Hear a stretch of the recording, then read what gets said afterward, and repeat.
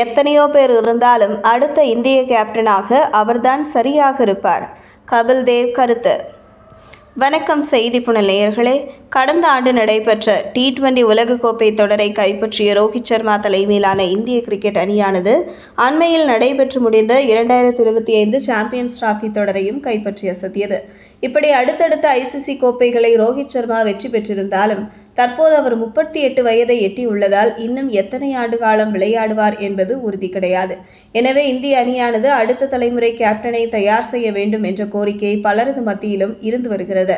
தற்போதைக்கு இந்திய அணியின் கேப்டனாக இருக்கும் ரோஹித் சர்மா வெகு விரைவில் கேப்டன் பதவியில் இருந்து வெளியேற்றப்பட்டு பேட்ஸ்மேனாக மட்டுமே விளையாடுவார் என்று ஏற்கனவே பேசப்பட்டு வருகிறது. இந்தியாவில் நடைபெற்று வரும் IPL தொடருக்கு அடுத்து ரோஹித் சர்மாவின் நிலை என்ன என்பது குறித்து BCCI அறிவிக்கும் என்று கூறப்படுகிறது. இந்த நிலையில் இந்திய அணியின் அடுத்த கேப்டனாக வருவதற்கு யார் தகுதியான நபர் என்பது குறித்த கேள்விக்கு இந்திய அணியின் முன்னாள் கேப்டனான கபில் தேவ் தனது பதிலை அளித்துள்ளார். இது குறித்து அவர் கூறியதாவது: என்னை பொறுத்தவரை ஹர்திக் பாண்டியா தான் இந்திய அணியின் வெள்ளைப்பந்து கேப்டனாக இருக்க வேண்டும். இந்திய அணியில் திறமையான வீரர்கள் பலர் இருந்தாலும் பாண்டியா தான் என்னுடைய அடுத்த கேப்டன் தேர்வாக இருக்கிறார்.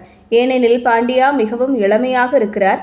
அதோடு போட்டியில் 3 வகையான பிரிவிலும் அவரால் தாக்கத்தை ஏற்படுத்த முடியும். எனவே அவர் கேப்டனாக இருக்கும் பட்சத்தில் நிச்சயம் அணியை வெகு சிறப்பாக வழிநடத்துவார் என்று நினைக்கிறேன். தற்போது டெஸ்ட் போட்டிகளில் விளையாடாமல் இருக்கும் அவர் எதிர்காலத்தில் டெஸ்ட் போட்டிகளிலும் விளையாட வேண்டும் என்று நான் நினைக்கிறேன்.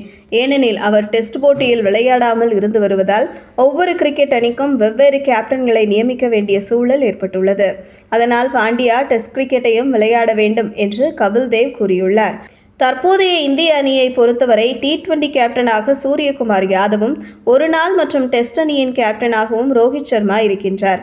ஆனால் எதிர்வரும் இங்கிலாந்து அணிக்கு எதிரான டெஸ்ட் தொடரில் ரோஹித் சர்மா கேப்டன் பதவியிலிருந்து நீக்கப்படுவார் என்று கூறப்படுகிறது. இதுபோன்ற செய்திகளை தெரிந்து கொள்ள செய்தி புனலுடன் இணைந்திருங்கள்.